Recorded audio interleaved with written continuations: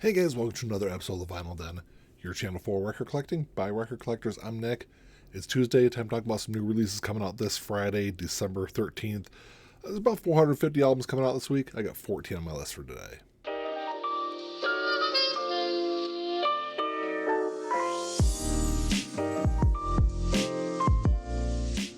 There's a bunch of links down below. You got links for the Vinyl Den Facebook group, for the merch page, for the Spotify and Apple Music playlist that I put together every week, and the Patreon page. So make sure you check all that out. Like always, if you enjoyed the episode, make sure you give me a thumbs up, hit that subscribe button down below, and make sure you hit that notification bell so you're notified every time I release new episodes. Like I said in the intro, there's about 450 albums coming out this week. I'm only going to talk about 14 on the show though today, so if it's something I don't talk about, make sure you drop me a comment down below. Let me know what you're looking forward to grabbing. Like always, this should all be available online if you can't find them in your local stores. I'll put links down below in the comment section. You can also always go over to the Vinyl Den store on Amazon. All pre-orders are on there, new releases, all sorts of cool stuff to check out. First album on my list this week is one that's been long overdue to get reissued.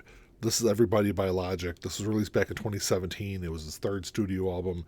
It's a 2 LP release. It's going to be on translucent red vinyl. It's going to run you about $38. So when Logic releases back in 2017, it was super limited. So the only way to get this was to pre-order it through his website.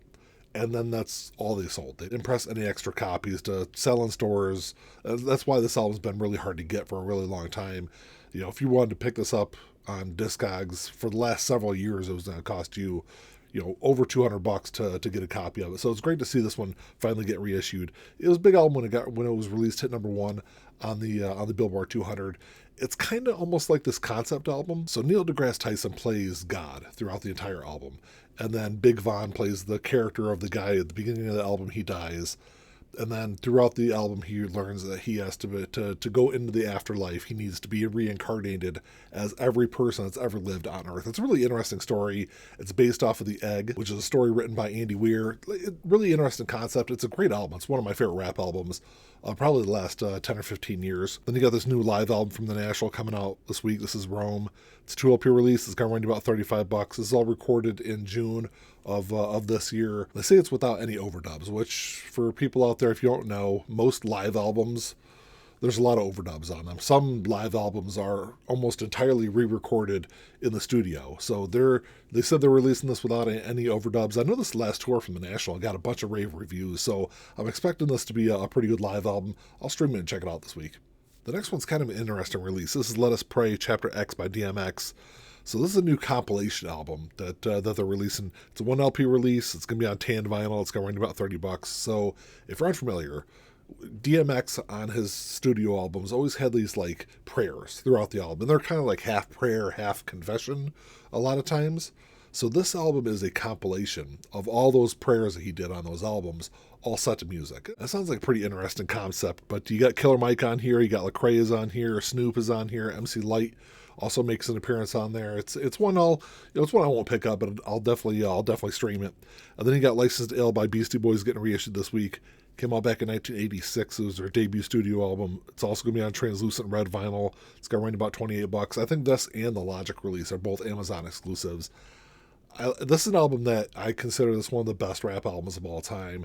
This is an album where I didn't realize this, but this was the first rap album to ever hit number one on the Billboard 200. I don't know why I didn't think it hit number one. This is an album that really got me into rap in the middle part of the 80s. Of course, I would expand that and get into like Public Enemy and NWA and stuff like that as the 80s went on. But one thing that a lot of people might not know is Kerry King from Slayer played guitar on both Fight for Your Right and No Sleep Till Brooklyn. So, it's one of those little things that, one of those little tidbits that I don't think it was really all that publicized. At least I don't remember hearing anything about it when the album came out. But, it's definitely one to grab if you don't have a copy of it. So I think it was like a week or two back that All Them Witches reissued. I think it was 3 of their studio albums they reissued. There's another one coming out this week. I'm not sure why there was a delay with this one. But this is Dying Surfer Meets His Maker. Came out back in 2015. It was their 3rd studio album. This is going to have Sea Glass with pink swirl vinyl. It's going to run you about $24. It was recorded over a week in a cabin in the middle of Tennessee. they're one of those bands that if you're somebody that said, hey, there's no good new rock bands out there, they're definitely a band worth checking out if you haven't listened to them. They released 6 studio albums. I think their first album came out back in 2012. I don't think this is their best album, but there's definitely some good stuff across their career if you're interested in checking them out. It's like a mix of like psychedelic rock with some blues rock mixed in there. And then you've got Three Doors Down, the greatest hits, coming out this week. This was released back in 2012. It's going to run you about $28. So this was released for the first time on vinyl. I think it was last month or the month before, but it was really limited. It was on like translucent black vinyl. It was just a standard black reissue that's coming out this week. So it should be a wider one to grab. It's got 12 tracks from across their first 4 albums. It's all remixed or remastered. I think Three Doors Down is one of those bands I'm probably good, even though I do have a couple their first 2 albums on vinyl. They're one of those bands that probably, I think a lot of people out there are probably good with just, greatest hits compilation like this. There's also a reissue of Brainwashed by George Harrison coming out this week. Came out back in 2002 as his 12th and final studio album. It's going to run you about $35. So this album was released almost a year after George's death. A couple of these songs date back to, I think it was 88 when he first started working on some of these songs, but most of the songs were recorded between 99 and 2001. His son Danny went back and did some overdubs to finish the album up. But he was trying to finish the album before he died. And unfortunately, he wasn't able to. But he left the blueprint to Danny and his longtime collaborator, Jeff Lynne, to finish up and round out the album. It's one I haven't listened to in a long time. It's probably been at least 15 years since I've listened to this album. So it's one I definitely need to go back and revisit. And then you also got a reissue of Killers by Iron Maiden coming out this week.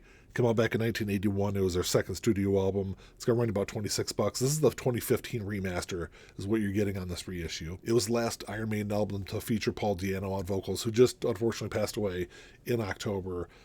I've always been very highly critical of Iron Maiden, and I had multiple people tell me, look, if you don't like the Bruce Dickinson stuff, you have to go back through and listen to Iron Maiden's first 2 albums with Paul on vocals.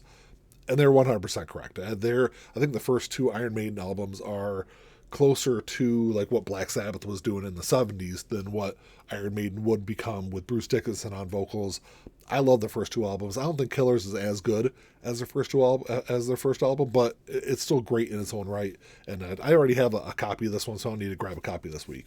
So if you're not a fan of jazz music, I guess you can shut the video off at this point because the last 6 albums I'm going to talk about are all jazz releases. First one was Grant Green Visions, came out back in 1971. It's going to run you about $28. That's part of the Blue Note Classic series, which I love a classic series. They go back through and they pull out all these old jazz albums. A lot of them have been out of print for a really long time, and they're affordable at $28. They always sound good. They're mastered by Kevin Gray from the original analog tapes. They're pressed to optimal. As far as like jazz releases go, I've never been disappointed with anything from the classic series. But he's joined on here by Billy Wooten, Emmanuel Riggins, Chuck Rainey's on here, Harold Caldwell also. If you're a fan of like guitar-driven jazz music, this is a really good one to check out. And Visions marked the beginning of this venture into more like a R&B, funk, kind of soul sound to his music. It's a really good album to check out if you're unfamiliar with it. Then you also got Dr. Lonnie Smith, Drives coming out. This came out back in 1970.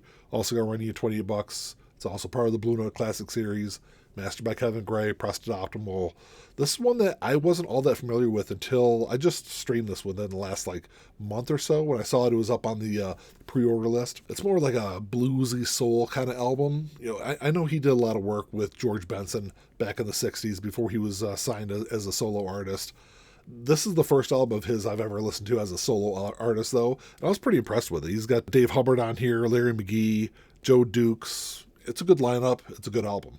So the next 2 releases are both from Art Pepper. And Art Pepper is an artist that I've never really got into a lot of his music. The second album I've never heard before. The first one I've only heard parts of, but I definitely need to go back through and revisit a lot of his music. But the first one is Getting Together. This was released back in 1960. It's going to run you about $30. As part of the Contemporary Records Acoustic Sound Series. These are mastered by Bernie Runman. They're pressed at QRP. They will sound good. They would do good releases. This was Art's 3rd album with Contemporary. It's a good mixture of like there's some standards on here. There's some original stuff on here. He's joined by Wynton Kelly. He's got Paul Chambers on here. Jimmy Cobb. Conte Candoli's also on there. Like I said, I've only heard parts of this album. I definitely need to go back through and check it out, though. And the next one's the one I haven't heard before. This is Intensity. Came out back in '63. It's going to run you $30. It's also the same thing, all mastered by Bernie Grundman, Presta QRP. This album got a bunch of good reviews. So that's why I said it's one of those albums I need to go back through and revisit. But Dolo Coker's on here, Jimmy Bond, and Frank Butler's also on there. Just a good group he put around him for this album. It's just one I'm just kind of unfamiliar with. Then the last two releases I got this week are both part of the Verve Acoustic Sound series. You know, they're always mastered by Ryan K. Smith, they're Presta QRP. The whole process is overseen by Chad Casson from Acoustic Sounds. They're always really good sounding albums. The first one's Ben Webster, See You at the Fair. It's going to run you about $39. So this album was released just before, I think it was just a couple months before Ben moved to Europe.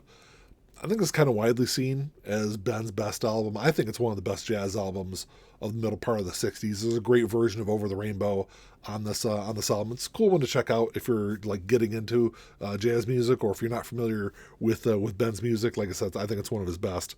Then the last one I got on my list is Nina Simone in Concert, released back in 1964. It's going to run you about $39.